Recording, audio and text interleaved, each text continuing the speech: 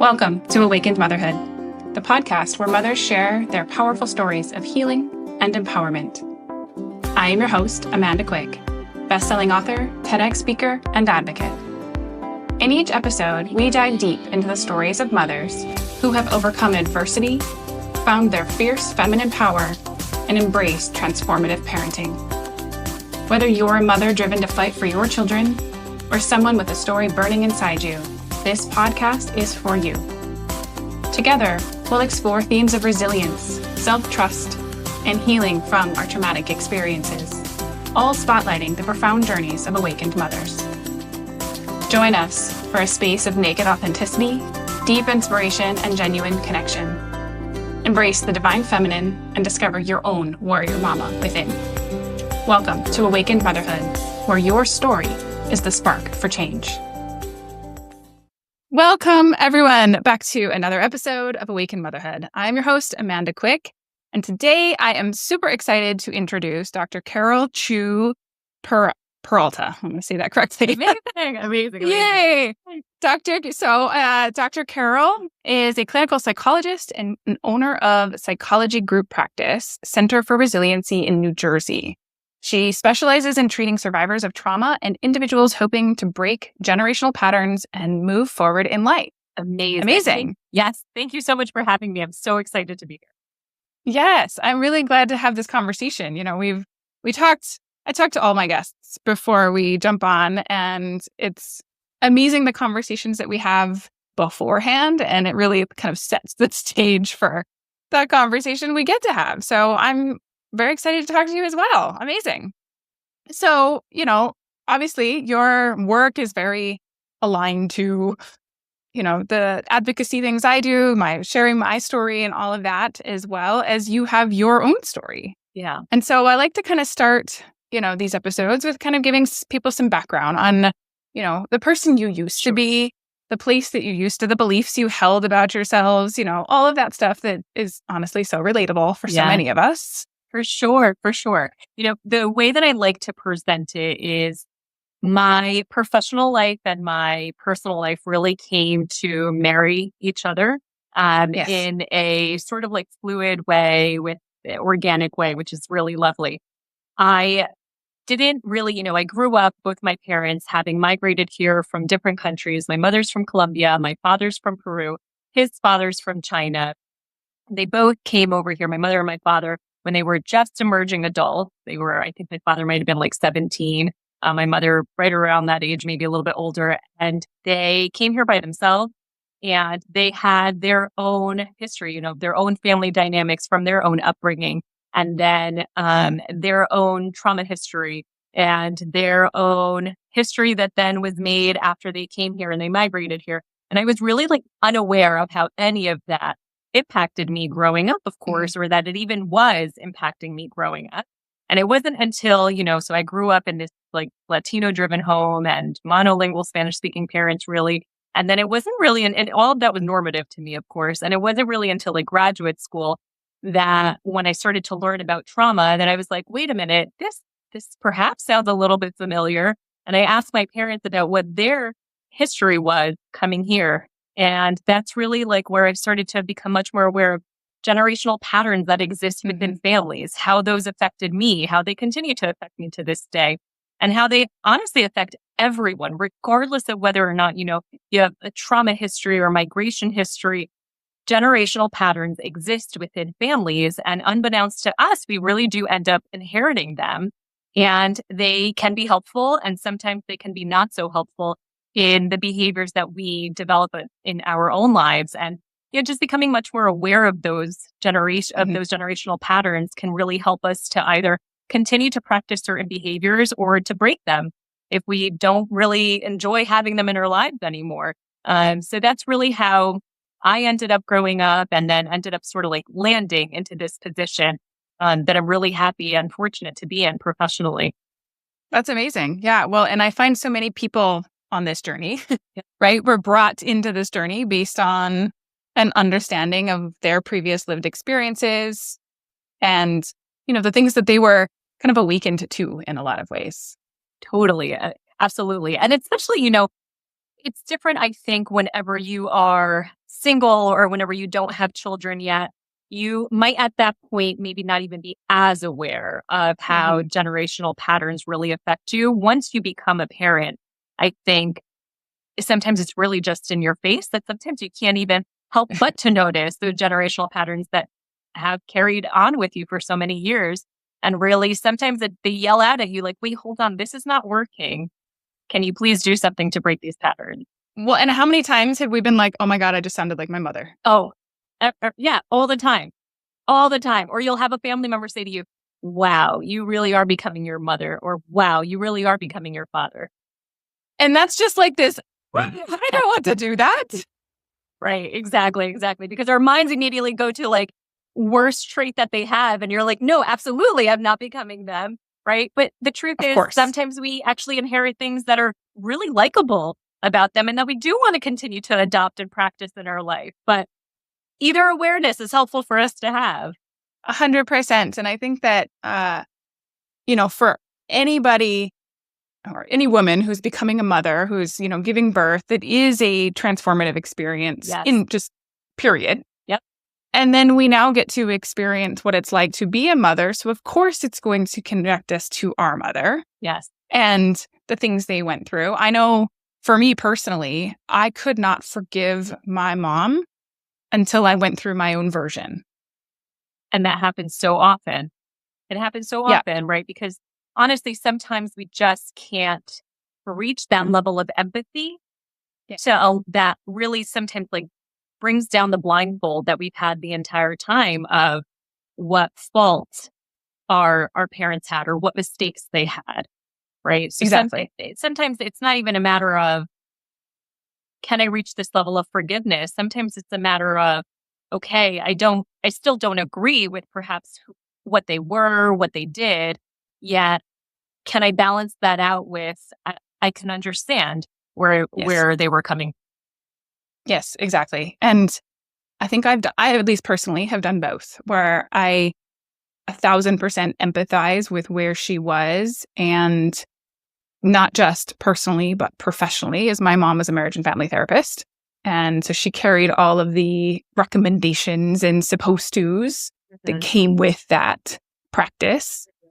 And she also worked in an addiction treatment center. So she also was faced with all of that on a day-to-day basis, as well as her lived experience with my father, which led her to, and her own childhood, right? We've got like the stacking, which led her to act a certain way when it came to her divorce to my father, and her belief about how much was appropriate to share or not, the practices belief at the time of keeping things from your kids to protect them from appropriateness, and et cetera, et cetera. Right.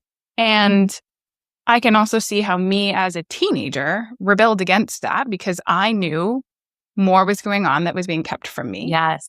And I could feel it. And I was also in this independence, push away, test all the boundaries place. Yep. And so when my father gave me the story in which he was the victim, I latched onto that because I was already pushing my mom against the control dynamics. Right. And so he added to that story. Of course. Right. So I actually rebelled against my safe parent because of this narrative. And it really wasn't until I went through my experience with my children and my children's father did I go, oh my God, I understand how unsafe she felt and how terrified she was, even though it wasn't the same. Right. There's a lot of parallels. Yeah. And I all of a sudden had immense empathy for her trying to make the best decision she could, where she was. And of course she made the choices she did. Like it was, had I been back there. Yeah.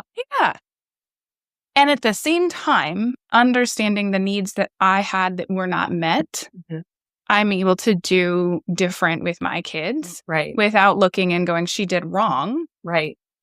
But I want to make sure that I fill those gaps that I didn't.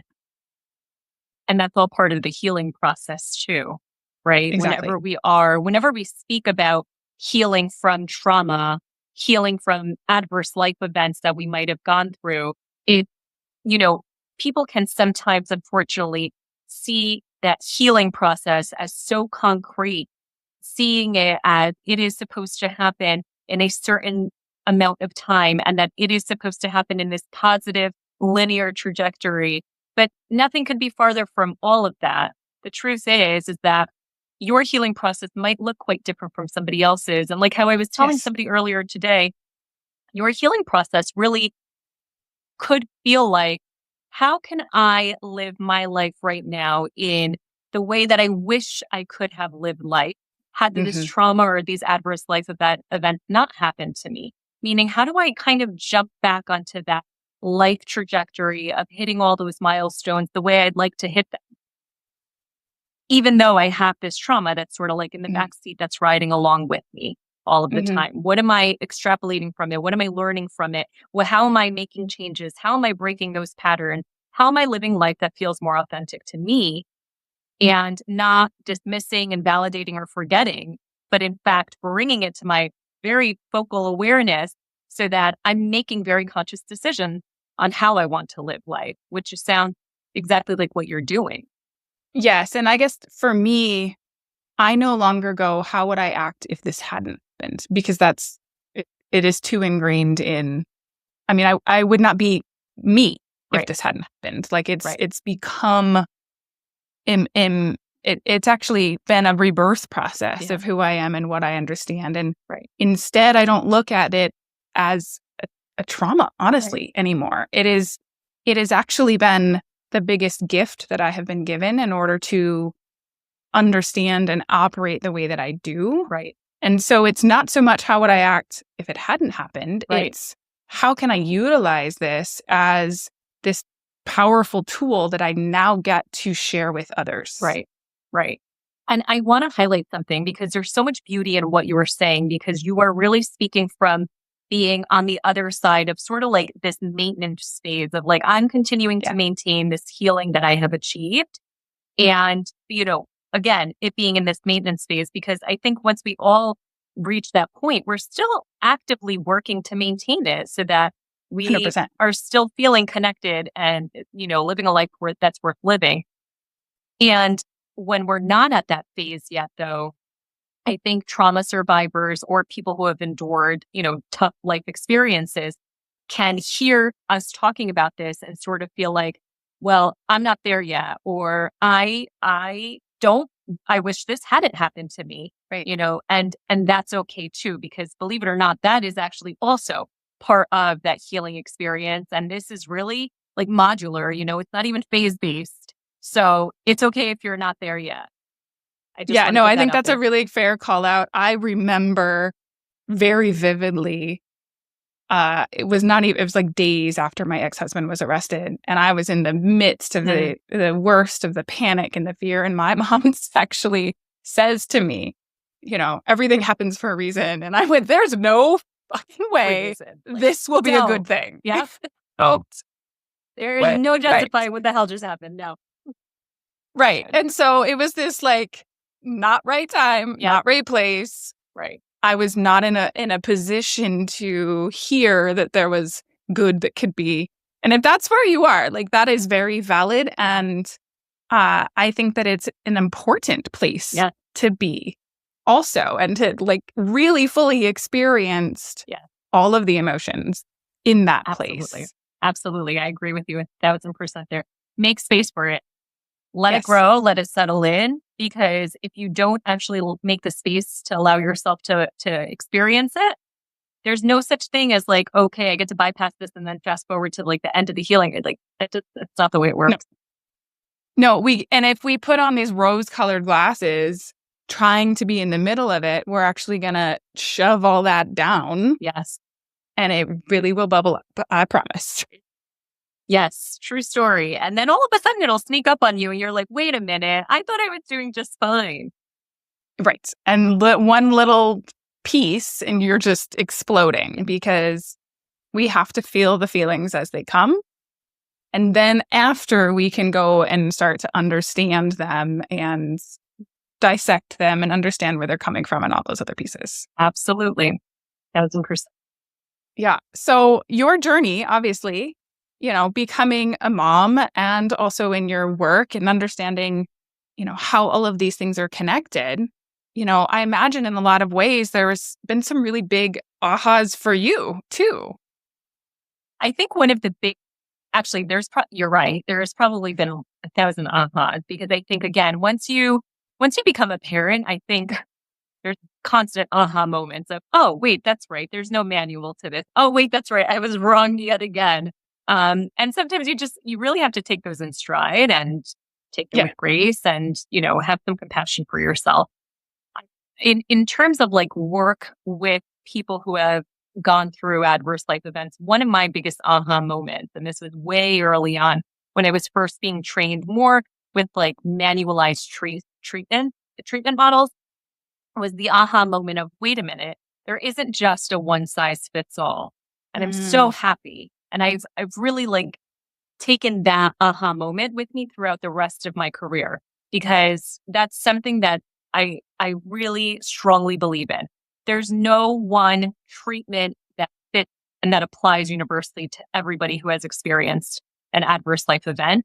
And there's no such thing as therapy being the medicine or the problem solver for anybody who has developed trauma responses, right? I think it can be part of the problem solving equation, but I don't think that it is the only solution, right? I think there's a lot of research, thankfully, that has also come out that showed that really the two most important factors in helping someone heal from any trauma responses that they've developed are movement and community. So I think there's a lot that maybe people don't necessarily realize and they put so much pressure on themselves of, I have to do what everyone else is telling me. I have to get to therapy and I have to follow everything. Yes, that can be part of the solution. There's a lot of value in you having therapy. Recognize that therapy falls under that category of community. So building your community, I think, has been one of the biggest aha moments for me, and making sure I incorporate that when I'm seeing someone who has survived trauma, making sure that I'm incorporating movement into their treatment, because that's also something that I know can help them heal. Making sure that there is routine, making sure there's predictability in their life. There's such just core principles that I have had the luxury of really being able to see as being so effective in helping people heal, that I think that those are my constant aha moment and the one that I perhaps value the most professionally. It's really, as a, therapist, as somebody doing this, I think it's really amazing in a sense to actually kind of call that out, because so many within that world are, this is the steps, this is the process, right? Yeah. And I think it's really important. And it's something that I also have. I'm a people pattern person. As I've gone through my trauma, I now see the patterns in society, and I can't help but filter and sort. Right. I always say people are my favorite puzzle, and truly understanding the patterns that lead us to make the choices, even more so. Yes. And when I look at, it's not a prescribed method, there are patterns that are associated, and some people are going to focus on one section versus the other, depending on the why for them. Yep. Right. But that in general, the people and their patterns require these sets of things. So you're saying movement and community. I've almost looked at this like we need physical safety, groundedness. Yes. We also need physical movement. Yep. We need mental safety, which is the conversations with ourselves, with is reflecting. We have people like, do we have our mom telling us we're not good enough in our heads over and over again? Yep. Are we surrounding ourselves with people who are supporting that type of conversation and mental health? Yes. That mental, like literally mental safety within your own mind. And which has a community aspect. Right. And there's the emotional piece and an emotional safety as well. Are we around other emotionally safe people? Do we feel like we can express ourselves? Can we feel the shame without disassociating? Yeah. Right. And that requires movement and community and all of those pieces, as well as there's a component of spiritual safety that also is, are we like inside ourselves? Do we feel connected to who we believe we are? Right. And that's not necessarily, whether it's religion or spirituality, it doesn't matter. The name and the language is irrelevant. It's about connection to self, right, and community that supports that connection. Right. I've always looked at it from the lens of that safety in all of these different dimensions has to come first in order for us to kind of unravel this. And that can be through therapy if you need that. I know personally, I have graduated from therapy multiple times. Beautiful. Which in some ways is good. In some ways is like, well, I'm not fixed. But when you come to a point of self-awareness, the therapist no longer feels like they can actually do more for you. And so the journey doesn't stop though, right? Yes. And so that's where therapy is not the answer. I go to therapy and I've checked my box and now I'm healed. Right. Right. Exactly. It's the continuity of it, right? How are you generalizing whatever you've absorbed and gained from therapy outside of it moving forward in life, right? Right. What can I take from there and what can I continue to apply in my life? And that in itself also provides to you, and you yourself being your own resource now at that point, you are providing to yourself consistency, predictability, routine. And that, speaking of safety, is something that absolutely bolsters safety, a sense of safety in someone, right? Because the opposite of that is really what unfortunately enables anxiety. That fear of the unknown of, oh my gosh, what's the next step? Oh my gosh, what's the next thing that's going to happen? Oh my gosh, what are they going to say? Right. But if there's some level of predictability and consistency, then I feel a lot calmer. I feel a lot safer. Yeah. Well, and the commitments we make to ourselves and keeping those commitments to ourselves also rebuilds often the trust that we've lost in ourselves that we end up beating ourselves up about. And, I know for me, this is something I always, stop making these lofty goals that you're not going to do, because then you're going to, beat yourself up for not doing them. Right. Exactly. We set ourselves up. Yeah, it's true. Right. That's why we always say, if we're going to create a goal for ourselves, that's fine. Go ahead and create it. But make sure that you're breaking it down into smaller, measurable goals, because you want to be able to collect those moments of success every time you achieve each one of those goals, because that serves as that internal motivation to take that next step towards the bigger goal. So you're absolutely right. Right. And really, in a lot of cases, when we've gone through these big events, whatever it is, whether it's we're repeating generational pieces, whether something happens to us in childhood, whether relationships, etc., we really are rebuilding the relationship with ourselves. Yeah. And that is then reflected in the outside world. Yeah. But it has to start here. Yep. And so all of those little tiny things, those commitments, those conversations, that ability to even be in our bodies is a huge piece to then be able to reflect it in other outside environments, jobs, etc.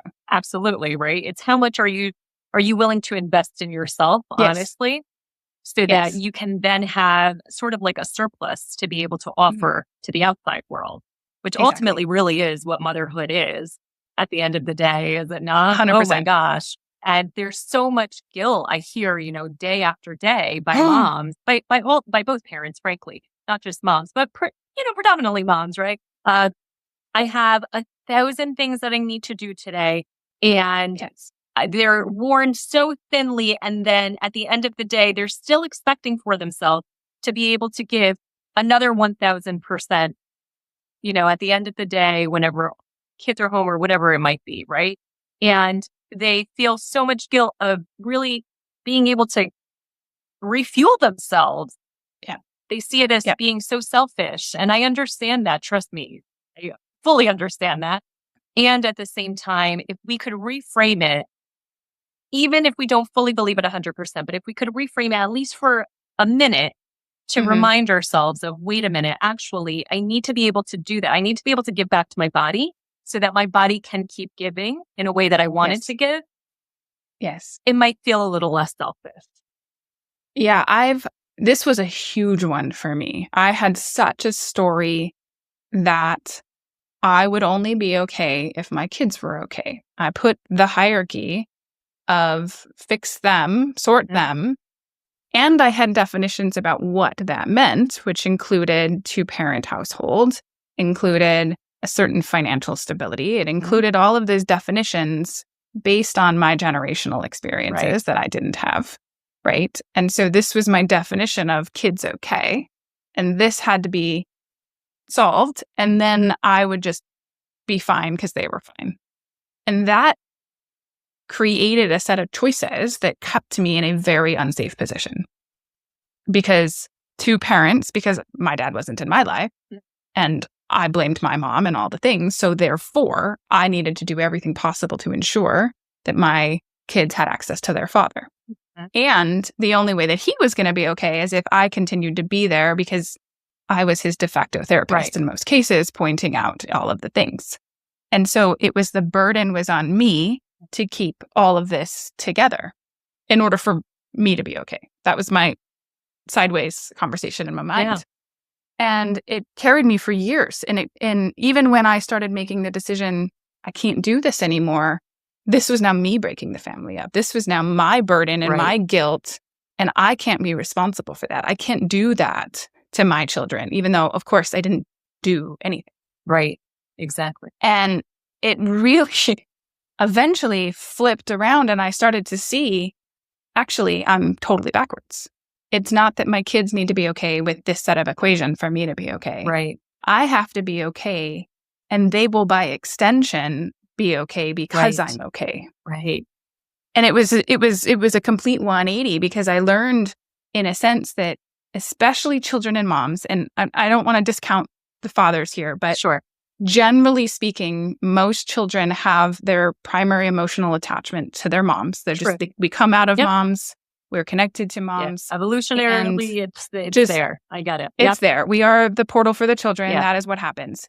And so if children are connected to mom for that emotional safety piece, which generally is true, and as infants, physically safe, we feed them, we carry them, all of the things, then it actually means we have to take care of moms even more and first, because from a we actually are completely entangled as almost one unit in a sense. It's true. And if we don't take care of moms, the kids are not okay, period. Yeah.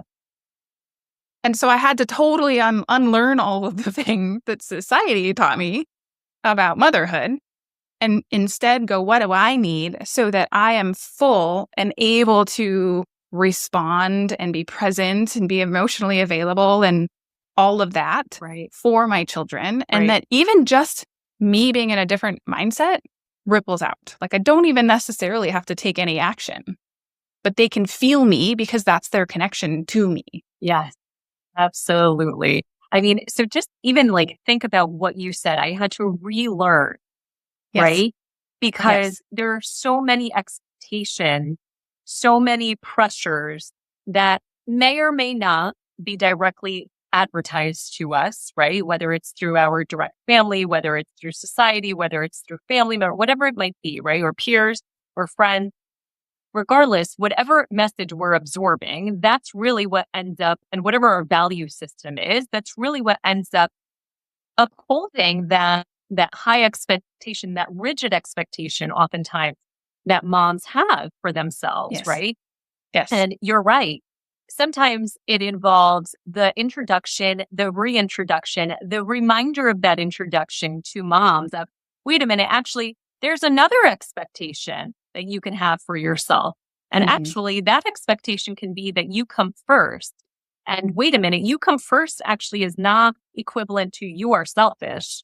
You come first actually means check in with yourself and see what it is that you actually need to really refuel yourself, whether that's cognitively, physiologically, spiritually, whatever it is, whatever path you need it through, so that you can then really show up in the way that you want to show up.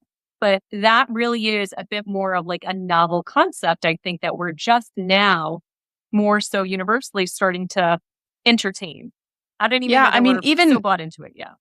Even I remember reading my divorce, and the statutes the courts actually look is the parent's ability to put children's needs above their own. We literally are measured on a societal level about our worthiness as parents, on our ability to basically not be selfish in the way society is built. Right. Exactly. And I remember going, that is bad. That is not the correct measure here. Yeah, absolutely. Right. Because then think about it. And then this is really where community comes in. right? Yeah. Because if you're walking away having just read that and your interpretation of it is very much so as it is written, you're now walking away having internalized the message of, I come second, I come last. My kids will always have to come first, literally. So even if I have to go pee and I've been holding in my pee for the past 5 hours, keep holding it in because my kids come first, right? I have to go and do, I don't know, little Johnny's homework or something, right? Totally. Or I can never close the door because, I can never take a minute. I can never, whatever. Right, exactly. Because my kids need them first. Because my kids' needs, or they even, and they like anticipate the maybe needs even end up coming first. Yes, absolutely. But then if we have the luxury, if we have the opportunity to maybe even like speak this out loud and have someone else introduce to us, oh, wait a minute, I read it this way, or I understood it this way. Sometimes that really can light, the light bulb for us, thankfully. And that's really where the use of community can sometimes come in. Or alternatively, unfortunately, sometimes you can also have the opposite experience where someone's like, yep, absolutely. Your kids should come first. You absolutely should never put yourself first. In which case, if it's not sitting well with you, listen to your body. It's speaking volumes. Well, and that's really where the listening to ourselves is so important, right? The community, absolutely not feeling alone, but community that is supporting you, right? That's where, is this a safe community in all of the things? Especially when people have gone through these big traumatic events. I found personally, I isolated myself from everybody because my existing community, all I felt was judgment. Yeah. So that didn't feel safe anymore. And I pushed everybody away because they were judging me. They wanted details, they wanted answers, right? How many gossip threads about what has happened to so-and-so have we all participated in? Right. And also, right, something happened, we want to know. But that, for the person living that experience, all I want to do is go hide in a hole. Absolutely. Absolutely. And then also think about it, right? Then what I hear beyond that is, so now I've isolated myself so much because now I trust no one. Yep. Now I'm reaching this state where I'm starting to feel quite lonely. But now I'm terrified of going out there because now I have kind of like no way of measuring how do I even trust someone, right? Yes. Which is really then a conversation about, well, let's really think about red flags. Let's think about what pink flags are. Let's think about how your brain perhaps now needs to kind of relearn how to identify small dangers, big dangers, so that you could start to learn how to trust people again. Because that's also very important, right? For us to relearn that skill. Well, and for me personally, and I think actually for a lot of people who sit in that isolated place, that we're actually unknowingly in a position where we're more likely to trauma bond with abusers. And that's essentially what I did, because I was so isolated. So the only person that was safe was the person who wasn't judging my experience because they caused it. Right. Exactly. And so that I developed, and this is the piece that I held shame for the longest time about, and I struggled with even in my own mind, that I like even admitting to me was impossible, was that the trauma that he caused created a trauma bond between us that meant the only person who felt safe to any part of me was him.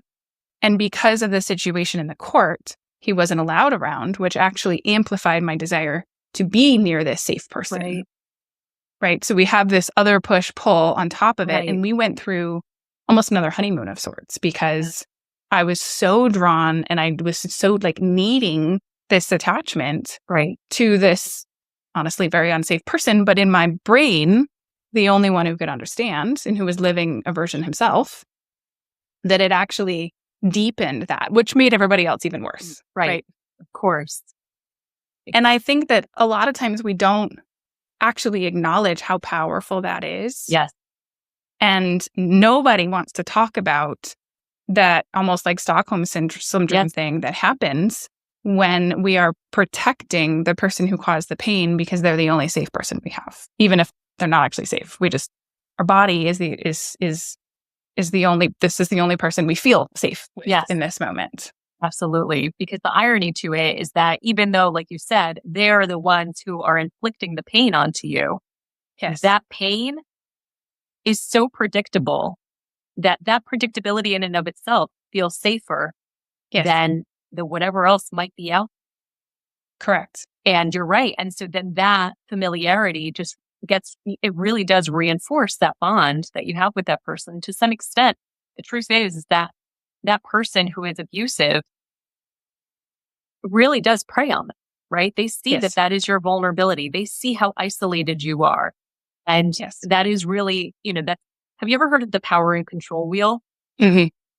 So, the power and control wheel, for people who might be listening who are unfamiliar with it, if you could imagine a pie that has like slivers on it, and each one of those slivers of pie represents a different way that an abusive person, an exploitative person, can practice power and control over a victim.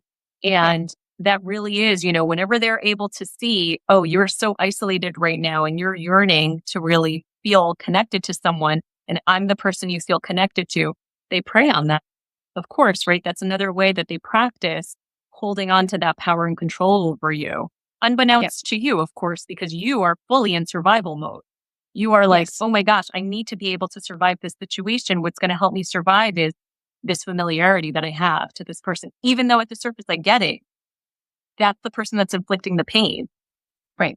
I get it. And then we sit in this judgment spiral with ourselves. Right. And there's this almost addictive pattern that most abusers go through with the push and the pull and the love bombing and the pull away. And that was physically happening in my world, as well as the pattern that the relationship held the whole time. Right. And so it was this, we literally go through withdrawal symptoms, which only amplifies the need to be together, both on a psychological, hormonal level with the person, on top of feeling so disconnected everywhere else. So there's layers of things going on here. And, sitting in it and looking back, and even the point where it was time to make a different choice, I could not rationalize and understand in my mind why I would make those choices. How I would.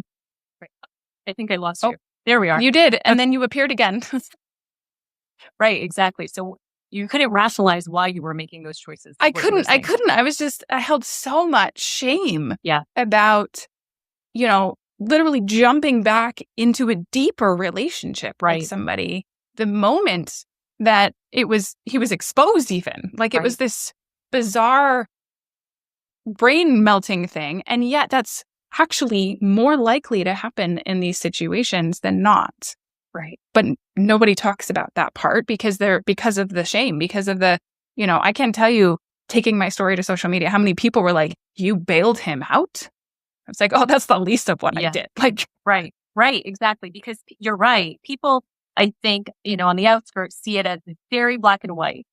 They see it, I think, very much so as this person was abusive. Therefore, the person who is being abused should make the decision to leave. But what oftentimes people fail to understand not because they are dense, but fail to understand because there isn't enough, honestly, education going around about this, is that when somebody is actively in this trauma survival mode, the part of the brain that's in charge of making those rational decisions, the pause button got hit. Right. So there is no such thing as me trying to make a rational decision. There's very much so me living off of my emotions and my sense of safety. Yes. And me really just reacting more so, really from my brainstem, my five senses, what's going to help me survive in this situation. It's not really coming from this place of, let me think about the pros and cons of this right now. Right. Well, there's a survival programming that, comes again from the ancestral places. Right. It comes from the patterns and this is what has kept us alive. Yes. Thus far. So therefore, this is what we must do. Yes. Exactly. And unfortunately, because I was just going to say that people, it didn't even occur to me. It wasn't like, here's the set of choices for me to pick from. Right. I was only operating from this happened, so therefore I have to do this. Right. Exactly. So to some extent, I was, we're also, when we're in that trauma survival mode, we're also acting really from a black and white place as well. Yes. Our black and white choices just look differently, obviously, than the people that are on the outskirts looking in. Their black and white choices are very logical, perhaps. And our black and white choices in that moment are very survival mode. Again, Yes. they're very much so. Yes. Well, this has been working. This is familiar. This is predictable. I will stay in this because this is going to keep me alive. Yeah. Different. Exactly. And I think that this is, it's so important for us to acknowledge and have grace for ourselves when we come in hindsight. Yes. And that we recognize the literal programmatic features of survival. Yes. That we are operating from, and that we can choose once we're not in that place, right, to do something different. At least for me, I was in active PTSD and still needed to figure out how to make different choices in the midst of panic attacks, in the midst of constant conflict. And yet what was previously working and safe was now causing these panic attacks. And so my body was saying, that's not working. But it was like, I don't even know what a new program would look like yet. Right. Exactly. Right. So that's almost like the second phase, perhaps, right? Whenever we're like starting to perhaps break away from our trauma stressor, we're sort of like, okay, well, we're hearing our body say this doesn't feel good, but we're also kind of stuck because we've been in that black and white mindset that we're like, wait, what is there another option? There's got to be, because this isn't feeling right. You're right. Right. And that's kind of where I think a lot of people end up being like a victim, where they sit in the victim mindset because, well, nothing, this is not working and there's no other choices, right? We still haven't created the new option. And I know I sat there for a very long time, and some people live decades of their life there. And I think it's really important to kind of acknowledge that none of this is, again, like your fault. Right. And yet you're as we operate from this kind of programmatic primal survival place, we have to kind of, instead of saying like there are no other choices, there is no way out, we almost in a sense have to be like willing to jump off the cliff a little bit and say, and that's where I think unfortunately it has to get bad. My mom used to say this, how bad does it have to get? Like how bad does it have to get till we say the world as we know it is not okay, so I must jump into the unknown. Mm-hmm. Right. And it often has to get really uncomfortable. Yeah. Because that's what our survival program says. Yeah. That's true. Exactly. We can't feel like make this a bad thing. This is just, okay, where is that line for you? Right. Whatever that is. And then being willing to look into the unknown and actually say, I'm going to do different. Right. Even though I'm going to do different, even though I understand that it's going to have to come with its own level of distress, and that I'm definitely going to have to tolerate that distress. Yes. The truth is that staying in this situation also makes me tolerate a lot of distress. So can I find some strength in that, knowing that I've tolerated this much distress thus far? I know I have the ability to tolerate distress. So can I take that ability with me to whatever the next step is of trying something new? Yeah, exactly. And at least, I mean, kind of the way I looked at it is, it can't get worse. It like we are at rock bottom here. Yeah. This is worse than my worst nightmare. And so anything is going to be better. Right.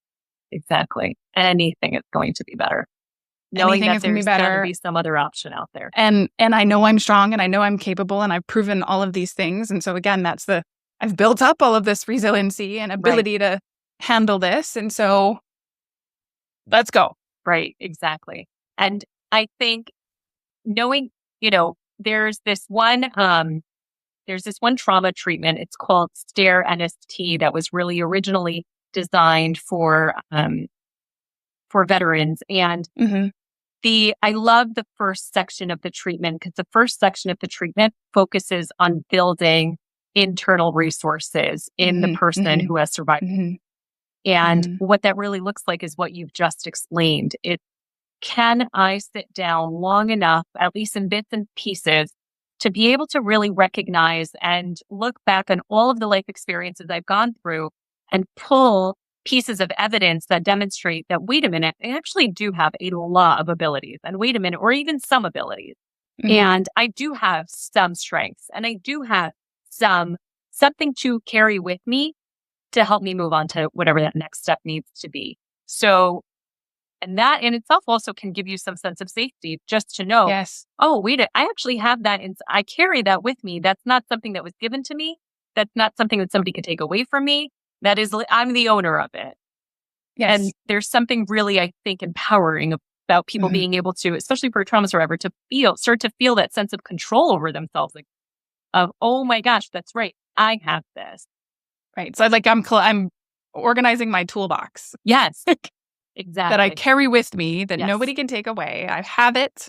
Yeah. It is a part of me, Yes. but I almost am cataloging it as I remind myself. Yes. Yes, absolutely. I like that. It's not an I empty like toolbox, right? How we're so, we sometimes perhaps jump to that conclusion of like, oh, I have nothing in there. But no, I could actually pull evidence from past experiences. And oh my gosh, I actually do have some tools that I could use. Pretty neat. Yeah. Right. And then how do I now put some of these tools into practice? Right. And remind myself, I am strong, I am capable, I am confident, whatever the stories that we're needing to utilize so that we can operate from a different place. Right. Exactly. Yeah. I love that. Amazing. So, this is a lot of, I'm assuming, the conversation you have with clients, and you were talking about the groups that you also run. Yes. And so again, with the community aspect, right? Exactly. So if you think about, the purpose of a group, and this is something that is very unique to a group versus somebody just being an individual, psychotherapy. The unique aspect of a group is that inherent to the group is really that it offers you a sense of normalization to what you have gone through or what you are going through, because the group, ideally isn't just meant to be randomly selected people to come to the group. It's meant to be people who have similar interests or similar experiences to you, such that you're sitting in a room surrounded by people that you could start to feel safe with, because on some level they get it or they get you. And at the very least are not necessarily coming in there with the agenda, I lost you for a quick second. There we are. Okay.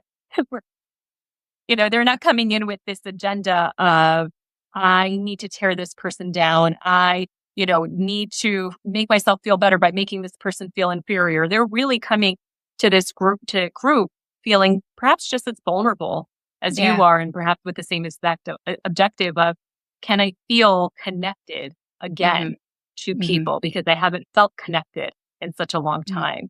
So I'm not saying, again, like that group is like the key solution for people who have developed trauma responses, but I think groups are able to offer a level of support that might be more fitting for some people. And it should be something that people, or it could be something that people could consider, whether or not they want that to be part of their community resource. Yeah, I'm curious what your thoughts are. Sometimes groups get, there's like a negative piece about that people just trauma bond to each other and they just trauma dump. And I'm curious what you do as a facilitator to prevent some of that, because that really can happen. Yeah, absolutely. It definitely can. I think, it's very important you conduct an intake, really like you meet with each potential individual that wants to participate in the group. And during that individual meeting with them, you go through what the group rules are, and you make sure that in your group rules, you have built into their boundaries really for each individual person, right? Such that one person isn't, being overly invasive in somebody else's world. And there's really like no other types of relationships that you are encouraging by people participating in the group. So long as you have, I think, group rules that are spelled out very clearly, it should help to prevent that from happening. The other thing to actively do, like when you are in the group, and if you start to see it just develop organically, which it can happen, is to just give people like a gentle reminder of whether or not this is meant to be a process group, meaning this is meant to be a place where you can openly share all of the details of what has happened to you, or if this is really meant to be a little bit of a process group and you're going to hear me perhaps interject whenever maybe we are running out of time, or interject whenever we are spending perhaps too much time on this and we need to move on to something else. And or reminding everyone of, wait a minute, this is mostly a skills-based group, or this is only a skills-based group. So gentle reminder that we're not having anyone really divulge information about what their trauma history is. So the facilitator's job really is to be able to pay attention the entire time, be fully present, obviously. So you're making sure that you're jumping in like a firm but gentle way to really nip it in the bud before it goes somewhere where it doesn't need. Right. Yeah, no, it's something that I'm hyper aware of just in the spaces that I've been in. And so many support groups are really just a dumping ground. Right. And that opens up oh, me too. And now we're just constantly dumping on each other. Right. Exactly. Which, to some extent, maybe it is helpful for some people, but there's this lovely research that said, if you speak about an event for longer than a week, then at that point, it's not really helpful anymore. Meaning if you're really just perseverating on it nonstop, it's not very helpful anymore. It's one thing to get it off your chest. It's another thing if you are just constantly keeping it there sort of on nonstop run. And that's helpful for anyone, really. Yeah, no, I think that's really an important thing to kind of just call out, especially, the community aspect is so important. Yeah. But again, finding the ones that, support the healthy process. Right, exactly. And there is something so beautiful about that opportunity in and of itself, because I really do like to see it as, and this is a concept that I usually introduce to people when I'm working with them, is that every single situation that you are going to come across moving forward, I encourage you to see it as a life experiment. And whenever we have somebody in group that perhaps is, just overly focusing on whatever their experience has been, that to me is an opportunity to really jump in and to practice setting a boundary with them and practice having them receive somebody setting a boundary with them, which might be foreign to, frankly, right? And if they could have the opportunity, have the experiment of experiencing that with somebody who hopefully represents safety, who hopefully represents, somebody who cares for them in a professional way, that in itself, that experience could be reparative for them. So it doesn't necessarily, I don't see it as something negative, but I do see it as something that's necessary. Yeah. Well, and truly, people who have been through these things often don't have the right sense of boundaries. They don't have, that is foreign. Right. Yeah. Right. We were probably raised without it. So then we didn't understand it. So we created these situations and on and so forth. And I think it's a really important, probably not always easy, but again, forces the facilitator to, do I know how to hold boundaries? Right. Exactly. And what the truth is, it's a mixed bag. I'm not gonna lie, right? It just is. It's a mixed bag, right? Unfortunately. So we just have to be much more aware of it. That is for sure. Yeah. No, I have quite a few people who come to me directly, who relate in some way. They found me somewhere and they just want to have a conversation with me. And what I really find is so often what they really want is to feel seen in the worst of the worst. Yeah. Agreed. And I've found, at least in some of the really big trauma things, that even therapists can't quite do it because they're triggered and they're trained to never share that, but we feel it. Yeah, absolutely. And so they're looking for somebody to relate to see them in that place. And, that's all they want. And, and even by kind of naming, what I'm feeling from them, it's just this like, oh my gosh, you get it. Yes. And that in itself is this almost invitation to re-find safety in other people and community and all of that. Right. Exactly. Right. As Peter Levine said, that, right? Name it to tame it. There is that skill is indeed scientifically showing that it's very helpful for us to be able to practice the skill of identifying the emotion that we are actually feeling. That actually then ends up having physiological response for us. That is a helpful response for our nervous system to go through. So for us to be able to just simply acknowledge, or something that feels so simple, it sounds so simple, for us to be able to acknowledge what it is that we're feeling actually ends up having a bigger consequence for us that is very helpful for us. So Sounds like a simple skill, but it's actually a very helpful one.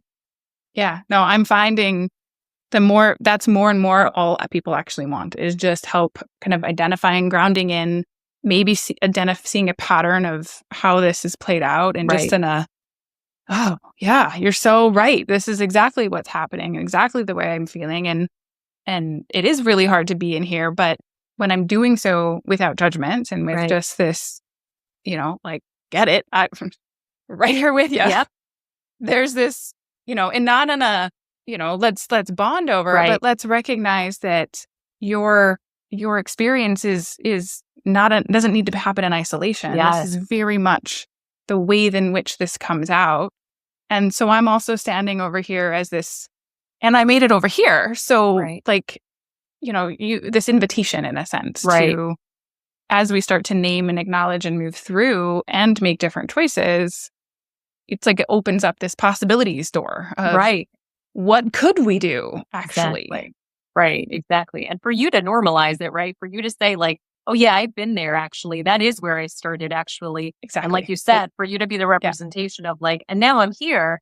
For them, I'm sure that that's also like very encouraging, not just normalizing for them. Exactly. And, and those conversations, come and go, but I'm finding more and more that, and part of why we're doing this podcast, part of why we're sharing these stories is so that people can really feel seen and heard and like validated for their experience. Yes. 1,000%. I'm so with you on that. And that, I know that I said it to you before we even started recording, but I will say it again. I was really looking forward to having this conversation with you this week because this is really, I think, what ends up helping people start to even become curious about making changes in their life and starting to move life in the direction where they want it to be.